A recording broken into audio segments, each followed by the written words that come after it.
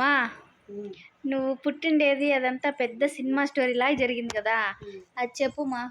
అది చెప్పాలంటే పెద్ద సినిమా స్టోరీ ఏంది, సినిమానే తీసేయచ్చు. అయిపోయారు డైరెక్టర్ ఎవరు అయిపోయి పెట్టుకుని సినిమానే తీసేయచ్చు.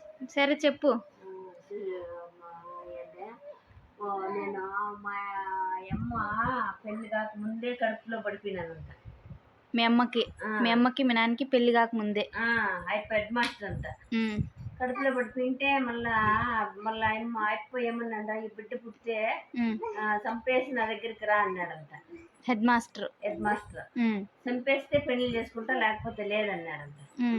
అందుకని మా అమ్మ ఏం చేసింది, ఇంకా మా పెద్దమ్మ వాళ్ళ ఇంట్లో ఉండదు. మా పెద్దమ్మ ఇప్పుడు కూడా మా అన్నగా మా అన్న వాళ్ళంతా ఉండారు కదా ఆదరాసుపల్లా.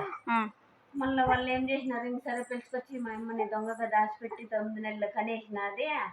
కనేసింటే మా వాళ్ళంతా నిద్రపోతున్నారంటే, మా పెద్దమ్మ వాళ్ళు కానీ నిద్రపోతుంటే మడికాటికి ఎత్తుకొని పోయి నోటి ఇంకా ఒడ్లు పోసేసి వంకలు బారేసి వచ్చేసింది.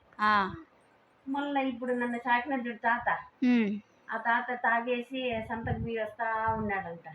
3:30 4 అయిపోయిందంట టైం.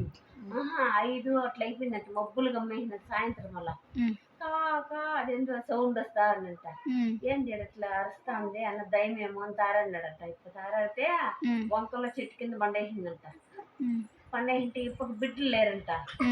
అదరా భద్రా ఎత్తుకొని హాస్పిటల్కి పోయి, ఆ డాక్టర్ వాళ్ళు కూడా ఉండాలి గౌన్పల్లిలో, ఎత్తుకొని పోయి ఆ డాక్టర్ కొడుకులు కూడా ఇప్పుడు నన్ను చూసి ఏమయ్యా గట్టి పానం ఉండేది అని నవ్వుతారు కానీ, మళ్ళా వడ్లన్నీ తీసేసి నీళ్లు పోసి పెట్టుకొని పోయి సాక్కున్నాడు నిన్ను.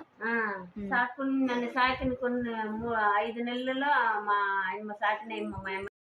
మళ్ళా మా అమ్మ నన్ను కనిండే అమ్మ వాళ్ళు వచ్చి కాపోళ్ళు, నన్ను సాకిండే వాళ్ళు వచ్చి పద్మశాల వాళ్ళు.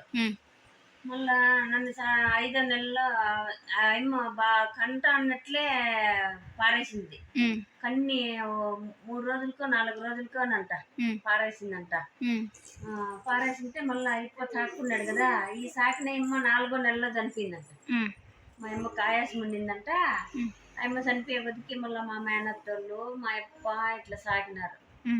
సాకి ఆడ ఏడైతే ఆడ మాకు మా అప్ప ఇప్పుడు నన్ను సాకిన అప్ప వాళ్ళు 4 అన్నదమ్ములు. వాళ్ళు ఆ ఇంట్లో సాకి చదువుకేసినారు. చదువుకేస్తే నేను పెద్ద దొంగ అంట. దొంగ అంటే డబ్బులు అట్లాంటివి కాదు. అప్పుడేమో తిండి లేకనో అట్లా ఎవరింట్లో ఏం వంటలు చేసి పెట్టినా దొంగలించుకొని వెళ్ళిపోయేది. చెట్ల కింద కూర్చొని తినేసేది. ఆ బోకులు అట్లా ఆడే పారేసేది. అట్లా భలే తిండికి దొంగ. అట్లా చాలా వంట చదివే అవ్వలేదంట నాకు. మళ్ళా కొట్టి వేరే స్కూల్లో వేసినా కూడా ఆటి నుంచి కూడా వచ్చేసినానంట. అందుకని ఇంకా గమ్మునైపోయి మా అప్ప ఆయన సరేలేని పెళ్లి చేసేసి పెళ్లి చేసి అయిపోయి చచ్చిపోయా. ఇంకేం చేసేది, చాలా అలవాట్లు పడినమ్మా నేను. అన్నం లేక నీళ్ళు లేక టయానికి పెట్టేవాళ్ళు కాదు. అందరూ విసుక్కుండేవాళ్ళు. అప్పుడు తెలియదు మనకి బాధలు.